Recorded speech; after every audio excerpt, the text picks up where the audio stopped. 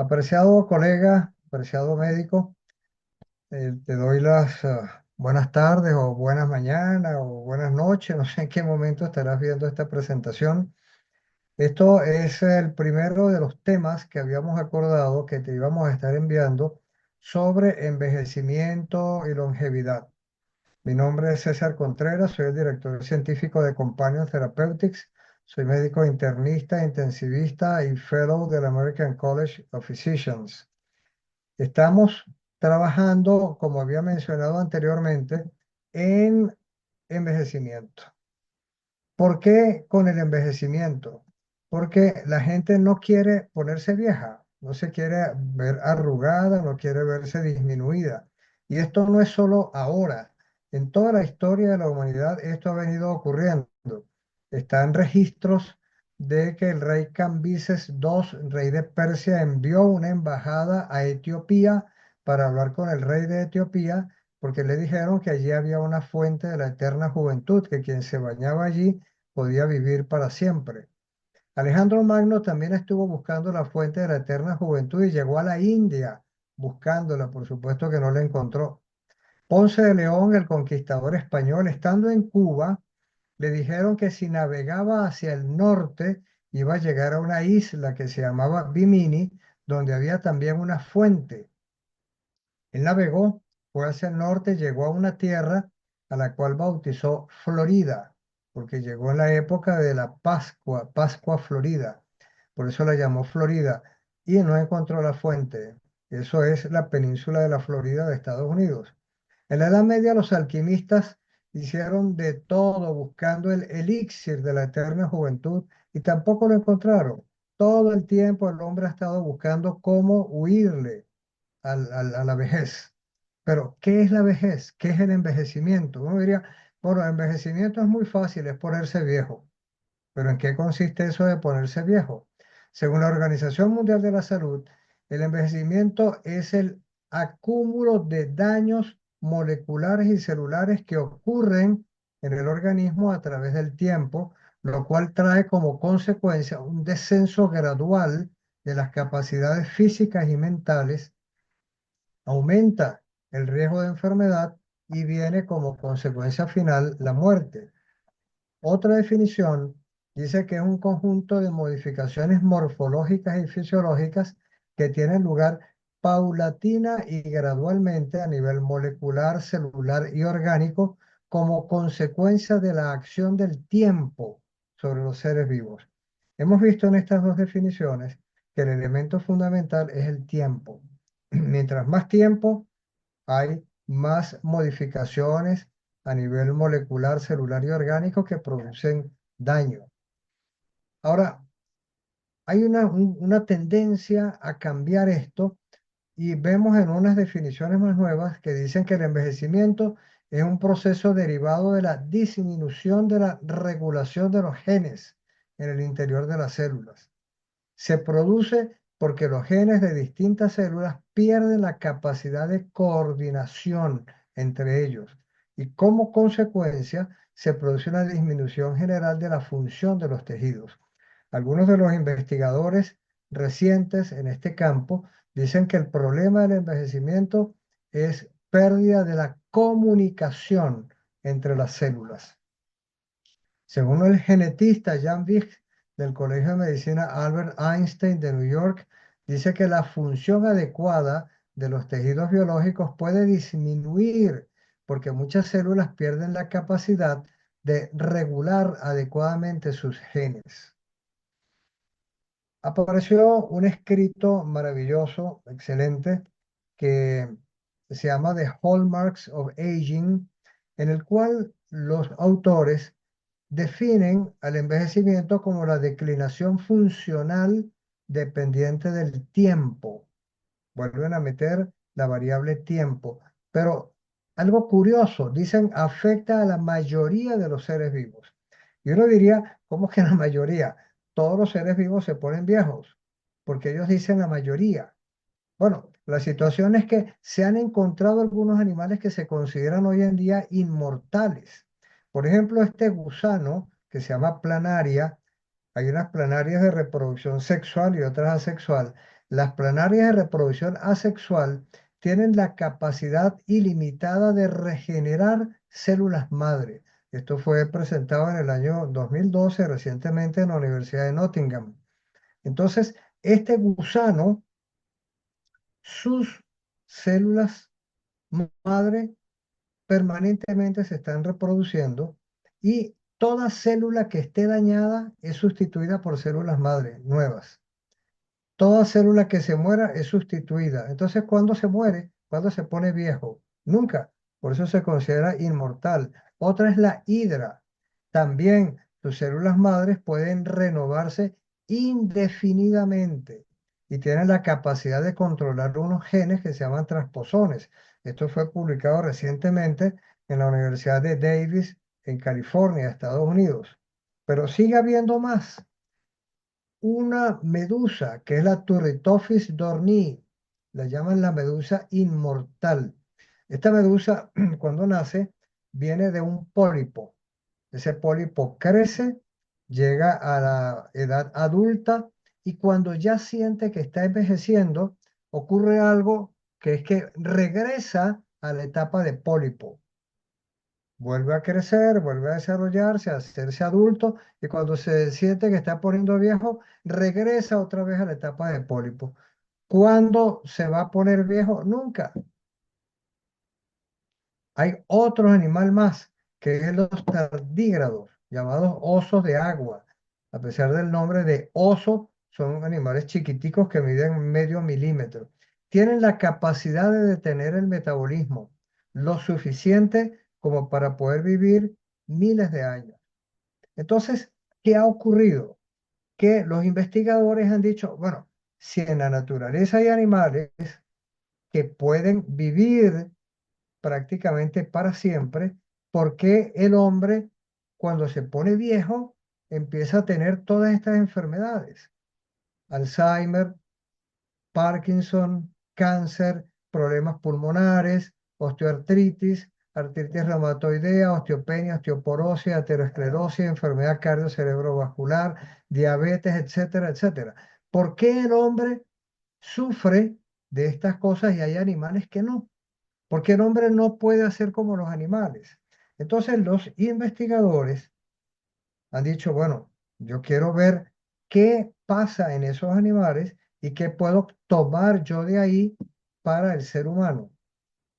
Y han llegado a determinar una serie de características distintivas del envejecimiento, que son estas que están acá escritas, que las vamos a ver muy corticos, muy rápido, pero es importante que ustedes las conozcan, que son inestabilidad genómica, acortamiento de los telómeros, alteraciones epigenéticas, pérdida de la proteostasis, desregulación del detector de nutrientes, disfunción mitocondrial, senescencia celular, agotamiento de las células madres, alteración de la comunicación intercelular, y oxidación e inflamación.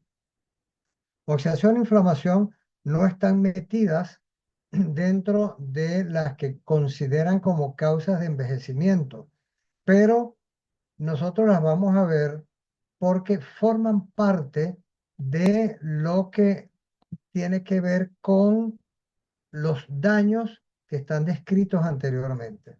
Vamos a ir viéndolas. ¿Qué es lo de la inestabilidad genómica? Esto nos dice que ocurren mutaciones permanentemente en la secuencia del ADN, tanto a nivel nuclear como mitocondrial.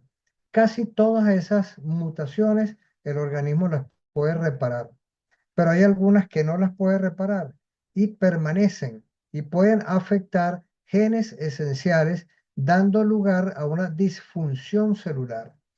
Si no se elimina esa célula que tiene daño en el ADN, entonces empieza a funcionar de una manera inapropiada, la célula funciona mal, el tejido funciona mal, vienen las enfermedades y viene entonces el envejecimiento. Otra, acortamiento de los telómeros. ¿Qué son los telómeros? Los telómeros son filamentos de una sola hebra de ADN que se extienden en la punta de los cromosomas, tanto en el núcleo como en las mitocondrias, y forman un tapón, como esto que estamos viendo aquí de color amarillo en la punta de los cromosomas. Forma un tapón para evitar que la oxidación y que la inflamación dañen el cromosoma. Pero ocurre que a medida que la célula se va dividiendo, estos telómeros se van acortando hasta que han ocurrido entre 50 y 70 divisiones de la célula, que es lo que se llama el límite de Hayflick, y ya prácticamente desaparecen los telómeros, y al desaparecer los telómeros desaparece el efecto que ellos tenían de protección. Entonces se va a dañar los genes de ese cromosoma, se va a dañar esa célula, se va a dañar ese tejido y vienen las enfermedades. Existe una enzima que es la que estimula el crecimiento de los telómeros, se llama telomerasa. Existe en el ser humano, pero solamente en la vida intrauterina. Cuando el ser humano nace, esta enzima deja de funcionar. Solamente queda funcionando en las células sexuales y en las células cancerígenas. Esto hace que las células cancerígenas se consideren células inmortales. Las células cancerígenas terminan muriendo porque matan a su huésped, pero a su hospedador, mejor dicho, matan a su hospedador, pero las células cancerosas se reproducen y se reproducen y se reproducen y los telómeros siempre están alargados. Alteraciones epigenéticas.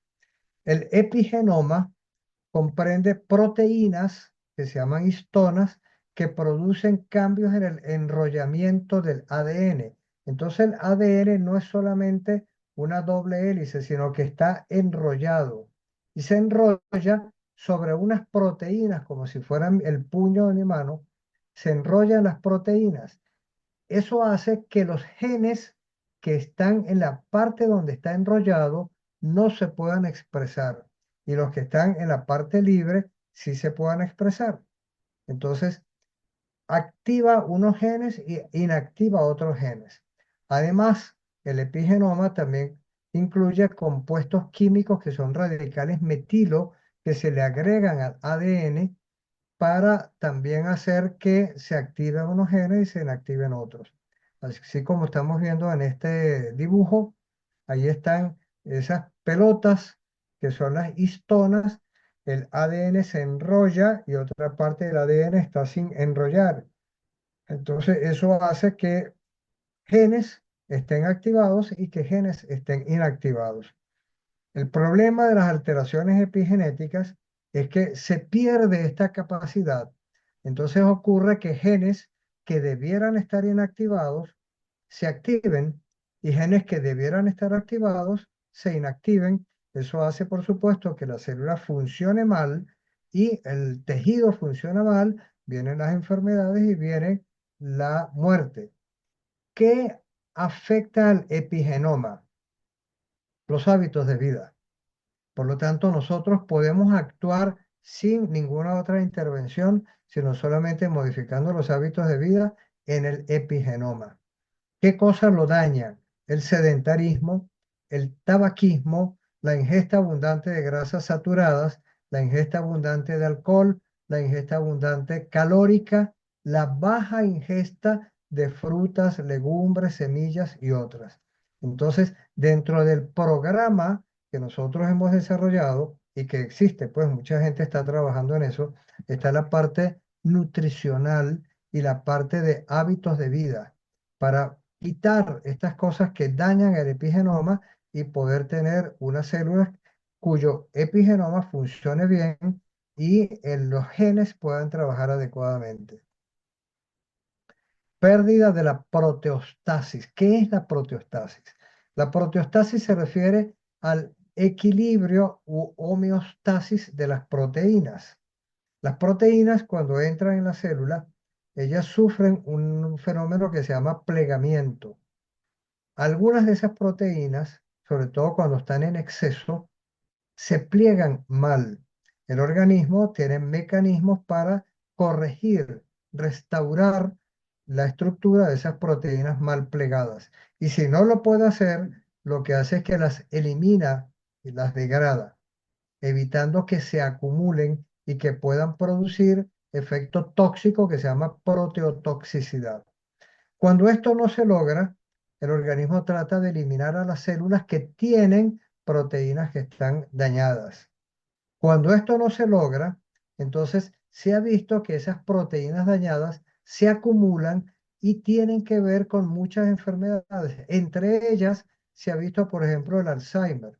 En Alzheimer hay acúmulo de algunas proteínas que se llaman beta amiloide, que van a destruir a las neuronas. Y ahí es donde viene gran parte del problema con el Alzheimer. Y también hay unos ovillos neurofibrilares de proteínas tau dentro de las células que las van a dañar. Y esto tiene que ver con el fenómeno de proteotoxicidad. Por eso, alguna de las recomendaciones que se da está reducir la ingesta proteica para evitar tener proteínas en exceso y sobre todo migrar de las proteínas animales a las proteínas vegetales. De regulación del detector de nutrientes, tiene que ver con algo de lo que estábamos hablando ahorita. Las vías de detección de nutrientes son sensores. El organismo tiene sensores para detectar la cantidad de nutrientes presentes en el organismo, tanto glúcidos, prótidos y lípidos.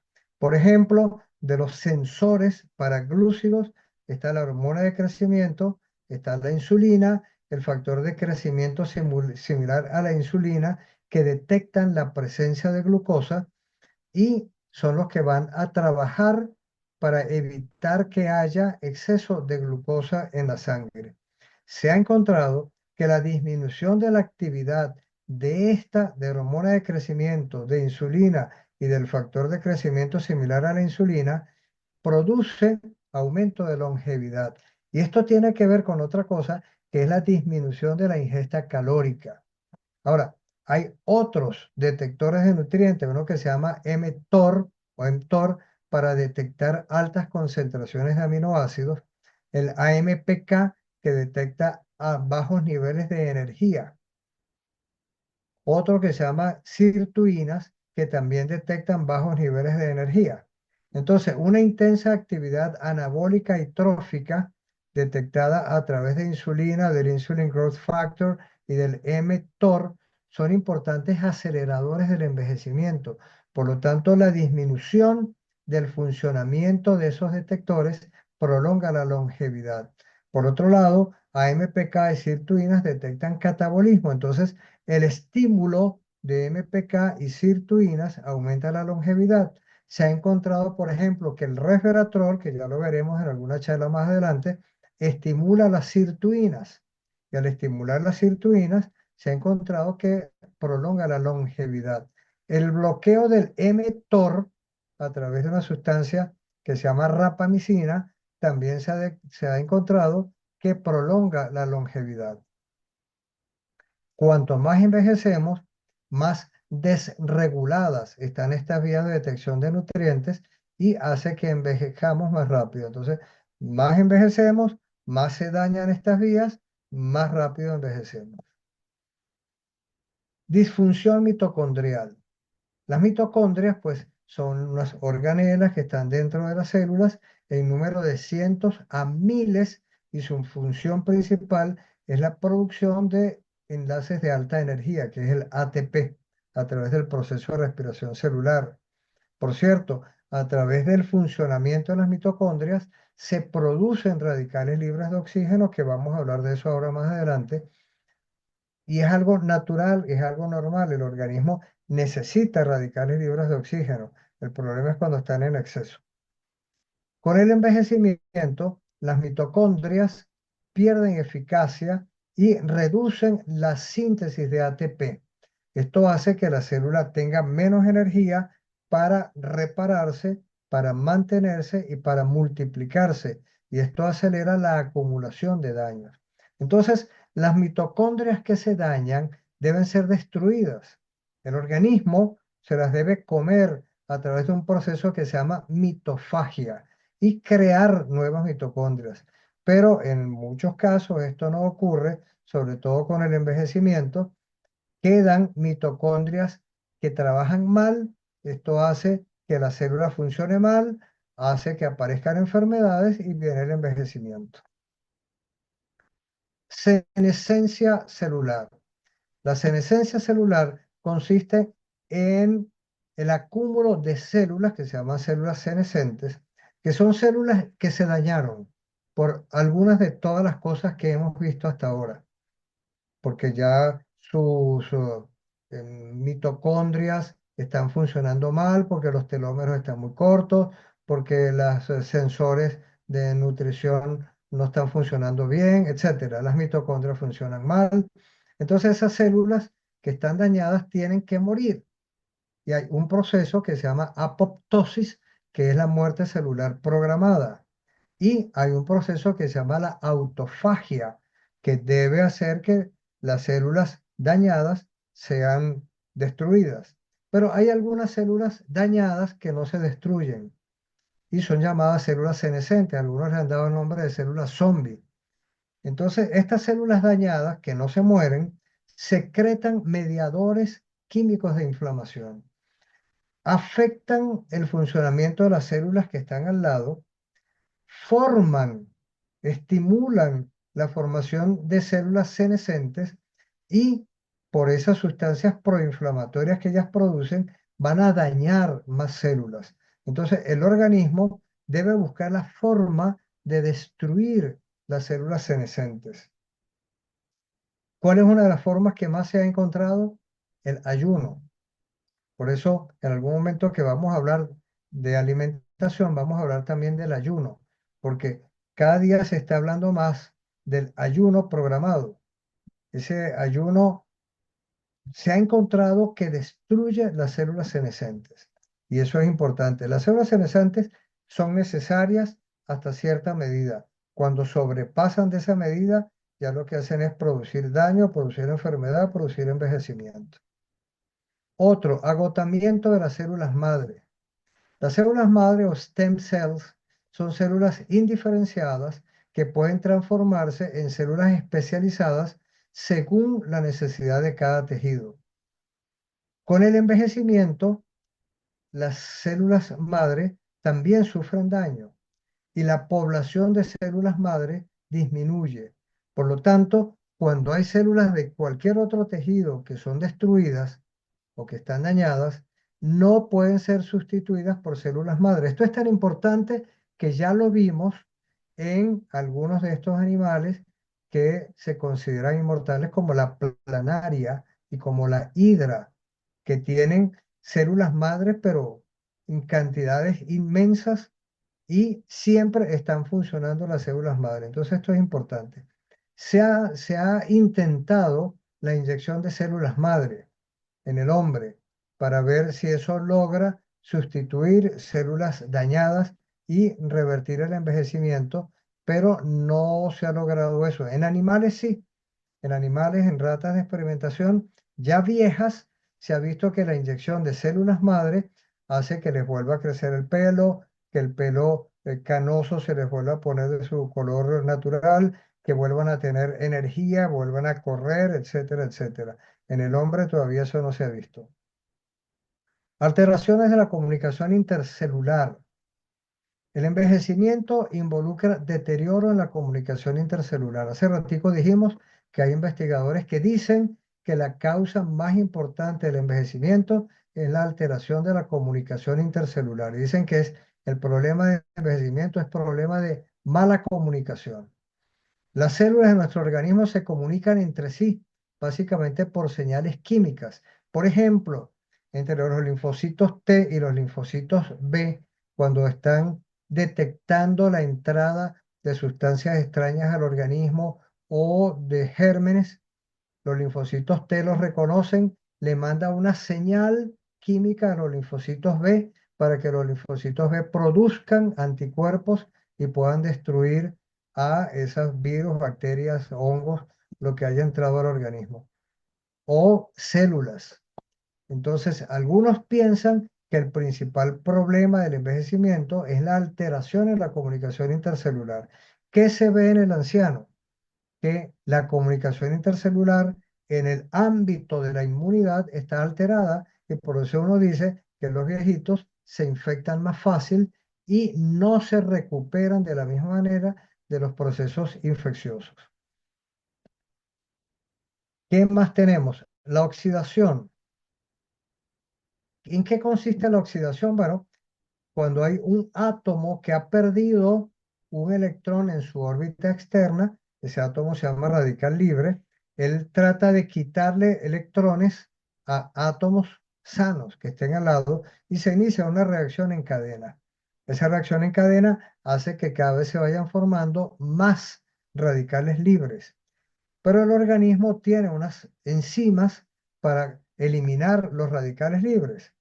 Esas enzimas son la superóxido dismutasa, la catalasa y la glutatión peroxidasa. El organismo, al producir estas sustancias, elimina los radicales libres. Los radicales libres, igual que dijimos con las células senescentes, cumplen una función adecuada, necesaria para el organismo, pero cuando se sobrepasan, entonces ya el organismo no los puede eliminar. Y cuando no los puede eliminar, vemos entonces que ocurre lo que se llama estrés oxidativo. El estrés oxidativo es cuando el número de radicales libres es mayor que el número de moléculas de las que ya mencioné antes que los van a destruir. Entonces, al haber más radicales libres, ellos pueden ser responsables de enfermedades. Ahora, ¿de dónde vienen los radicales libres? Vienen mucho de lo que comemos, de los conservantes químicos de los alimentos, de las sustancias que le agregan, sobre todo algunas carnes preparadas, salchichas, salchichones, chorizos, etcétera. Y a muchas cosas que se les ponen conservantes, radiación ionizante, tabaquismo, la contaminación, el humo de las fábricas, de los camiones, de los carros, los procesos de inflamación, la formación que ya mencionamos de radicales libres por la mitocondria en el proceso de respiración celular, la radiación ultravioleta, todo eso hace que se formen radicales libres. El ejercicio físico extremo hace que se formen muchos radicales libres. Entonces, ¿qué pasa? Que cuando hay estrés oxidativo, o sea, más radicales libres que células, que sustancias para eliminarlos, ocurren más de 114 enfermedades.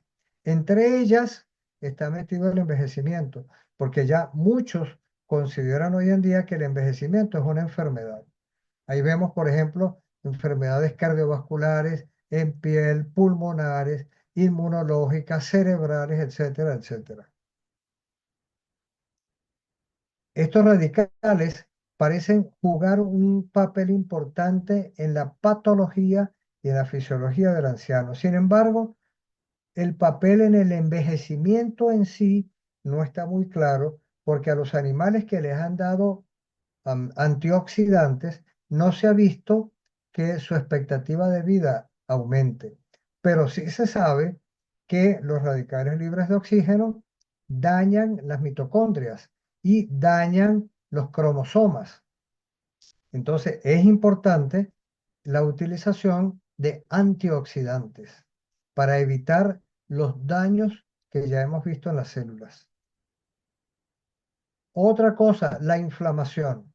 Estamos hablando no de la inflamación que se produce cuando uno se corta, se quema, se pega, etcétera, sino lo que se llama inflamación crónica de bajo grado, que es la elevación persistente en los niveles de mediadores químicos proinflamatorios, como interleuquina 6, interleuquina 8, factor de necrosis tumoral alfa y otros mediadores químicos de inflamación en cantidades muy pequeñas, pero persistentes, permanentes. Uno de los sitios donde esto se produce es en el intestino. Por eso es tan importante mantener la salud intestinal, sobre todo con el uso de prebióticos y probióticos, porque en el intestino se forman muchos mediadores químicos de inflamación, porque se produce inflamación crónica. Se ha recomendado a la gente, por ejemplo, que vaya al odontólogo siempre se ha dicho, ¿verdad? Hay que ir al odontólogo por lo menos una vez al año, pero el periodoncista, que es el que se encarga de revisar cómo está la encía, cumple una función muy importante en esto, porque la gente que tiene problemas periodontales está teniendo inflamación crónica de bajo grado y hay una relación entre los problemas periodontales y otro tipo de enfermedades. Algunos han dicho que hasta con enfermedad cardio y cerebrovascular por la producción de mediadores químicos de inflamación. Entonces, todo esto que estamos viendo es lo que hace que una persona joven vaya poniéndose más viejito, más viejito, más viejito y después se muere. ¿Qué es lo que nosotros queremos hacer? El anti-envejecimiento. Hay que entender tres cosas hoy en día. Uno, es posible detener y revertir el envejecimiento. Se logró en animales de experimentación y ya se ha visto en seres humanos. Dos, es posible prolongar la vida. Como dije antes, la gente hoy en día está contenta porque llega a los 80 años, algunos que otros puede llegar a los 100, pero los que trabajan en esto dicen que para el año 2050 vamos a llegar a los 150 años si hacemos las cosas que debemos hacer. Y es posible evitar o controlar las enfermedades asociadas al envejecimiento, hipertensión, cáncer, enfermedades neurodegenerativas, etcétera, etcétera. Ya vimos una lista bien larga. Entonces, hay gente que puede decir, no, a mí no me interesa llegar a 150 años, pero a la edad que vaya a llegar, 80, 90, 100, llegar sano. Entonces son dos cosas que van en un solo paquete. Vivir más, pero vivir mejor. Vivir sin estas enfermedades. Por eso el antienvejecimiento es el conjunto de actividades que nosotros podemos realizar para evitar los daños orgánicos producidos por el envejecimiento, evitar las enfermedades y prolongar la vida sana en la medida de lo posible. Todo esto se ha logrado en ratones, como dije hace rato. Se ha trabajado con ratones ya viejitos que chuchumecos ya que caminan mal, que están perdiendo el pelo, están canosos y con las medidas que le han tomado han rejuvenecido. Se ha logrado en moscas, en las moscas de la fruta. Se ha logrado en un gusano que se llama el Xenojarditis elegans. Se ha logrado regresar estos animales de una etapa de vejez a una etapa de juventud y se está trabajando ya en personas.